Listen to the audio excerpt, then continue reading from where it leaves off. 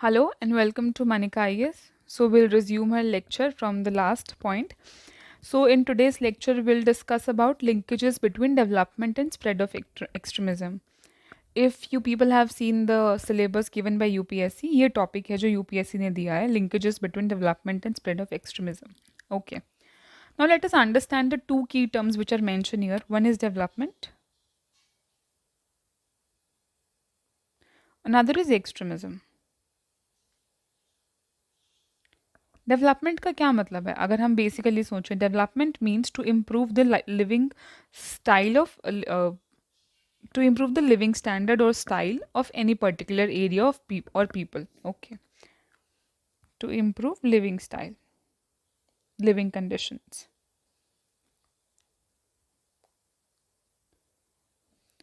Now tell me, is it a positive thing for any person or any country to have development, or is it a negative thing? Positive, right? Now it is a positive thing. Now let's talk about extremism. Extremism क्या है? The extremism, whenever you add ism to any terms, it becomes an ideology.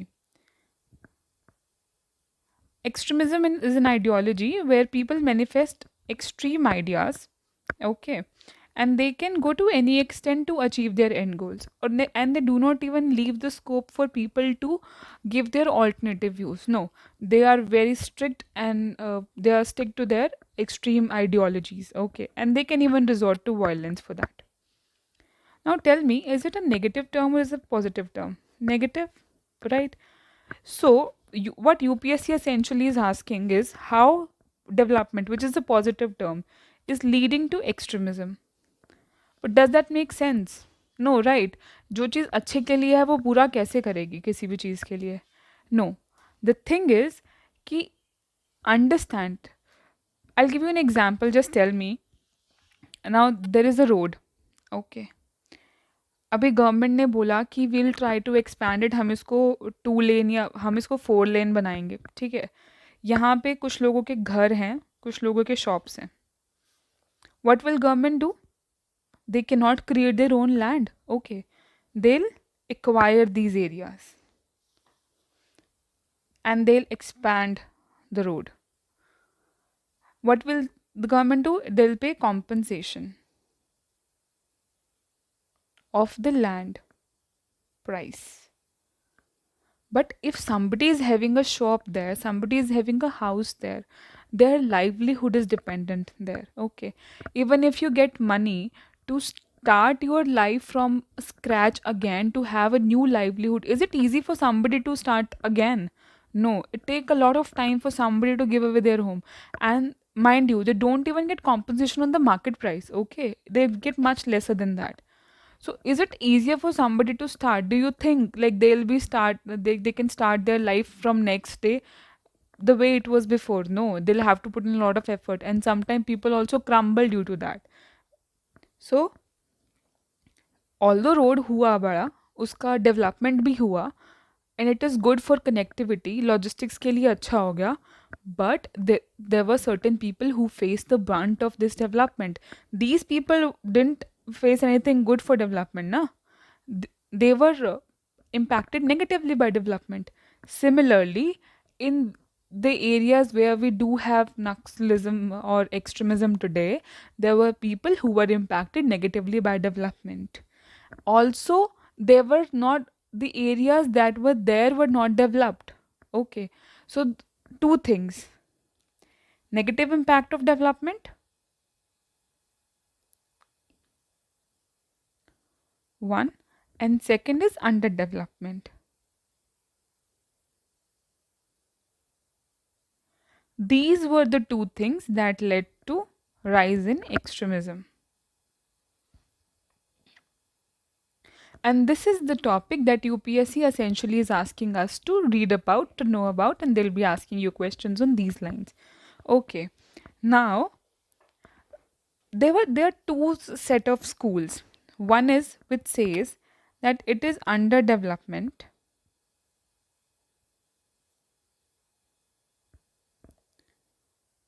which is leading to extremism. That is, this is a cause and this is an effect. if we talk about cause effect relationship. And then there is another school which says no, extremism is leading to underdevelopment. That is, this is cause and this is effect. Now, what we will try to understand how underdevelopment is causing extremism and how extremism is aiding to underdevelopment. What is happening? Now, this entire loop is creating a vicious cycle.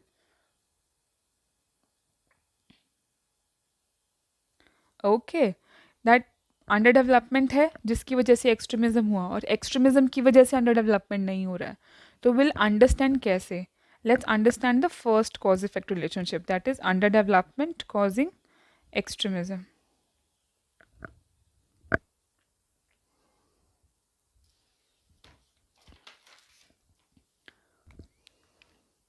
देखो first point is poor displacement and rehabilitation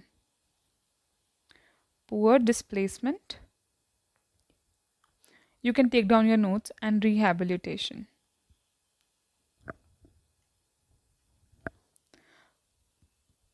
अभी हुआ क्या से for example कोई dam construct हुआ ठीक है dam construct करने के लिए वहाँ से जगह खाली कराई गई और बहुत सारी ऐसी एक्टिविटीज़ के लिए लाइक कंस्ट्रक्शन एक्टिविटीज़ या any such hydroelectric power जो भी डैम क्रिएशन हुआ उन सब के लिए they were many people who were displaced and they were promised कि उनको रीसेटलमेंट मिलेगा they will get their life back on track okay this was the promise which was made by government when they were resettled from their native place of livelihoods and in that about 40% of people were tribals the one who were displaced out of them around 40% of people were tribals however as per some reports which says that till today around 70% of people were not resettled.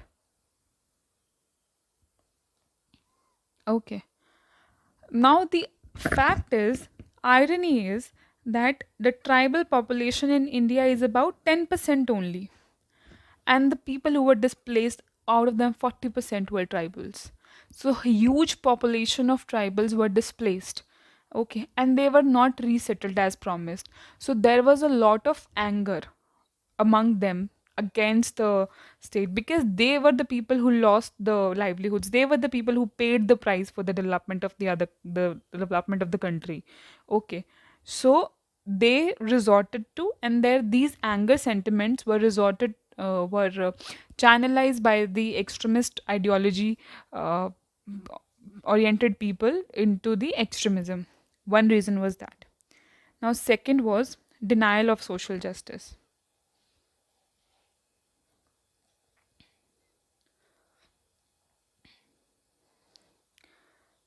So and it was largely done with the marginalized people. So if you take the classic case of rise in Naxalism in Bihar, that was because the people, there was a lot of caste oppression which was going in Bihar, and that led to rise in Naxalism in Bihar.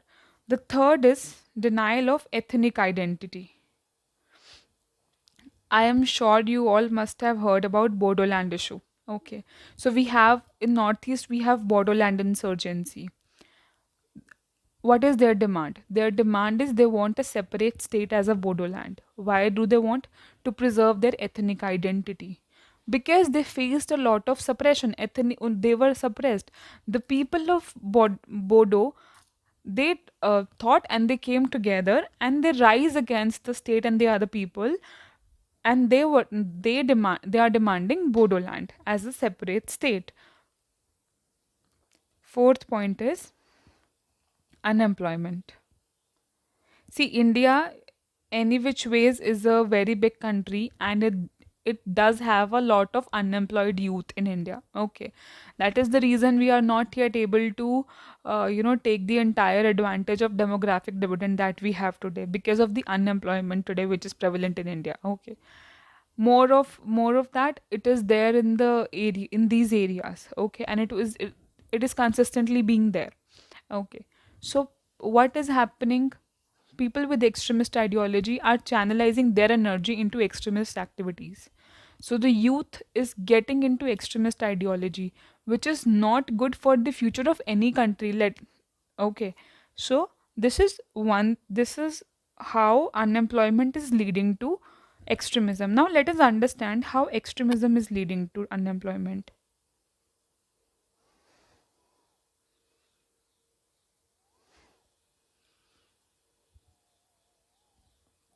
Oh, extremism leading to underdevelopment.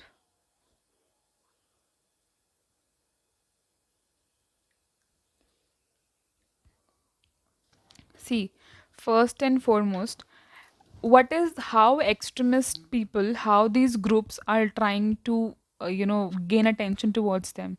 They do violent activities, so damage of in physical infrastructure. Since they are resorting to the violent activities, they are burning down the physical infrastructure. We have seen that in not in the extremist cases also, other than that also, whenever there's an uprising, there is some sort of march. We have seen burning of trucks, burning of buses. And in these area, like we have seen in a lot of attacks, they are through using IEDs, and they are just destroying the road infrastructure, etc. So they are damaging the physical infrastructure. Second, human resource. How human resources is impacting? It is impacting in two way. First, killing of army personnel, the police personnel, politicians, they are being killed.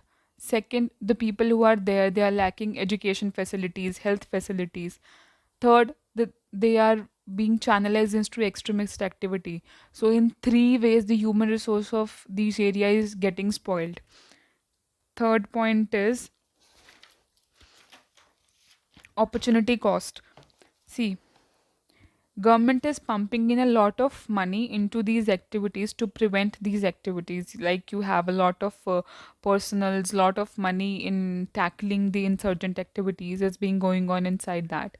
So one thing is, imagine if this money was spent in the overall social development of these areas. So the opportunity cost of the money which is being spent is huge. Fourth is collateral damage. What do you understand by collateral damage here? See, what is happening? Any extremist attack occurs or their activities. What does the government do? Government come up with forces because they have no other choice but to suppress them through force. But they are doing it violently. You cannot do that with peace negotiations. You have to go by forces at least.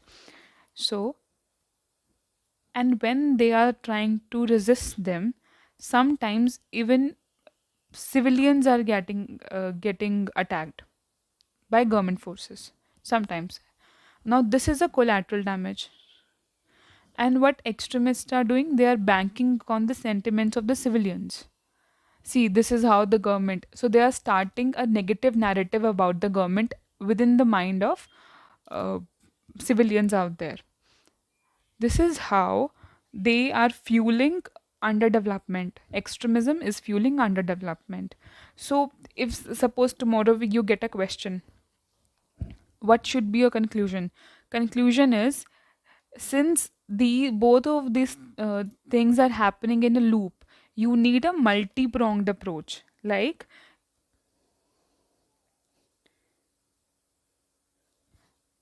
and this is how the government is dealing, we'll deal it with later, but this is how the government is also dealing with extremism in present times.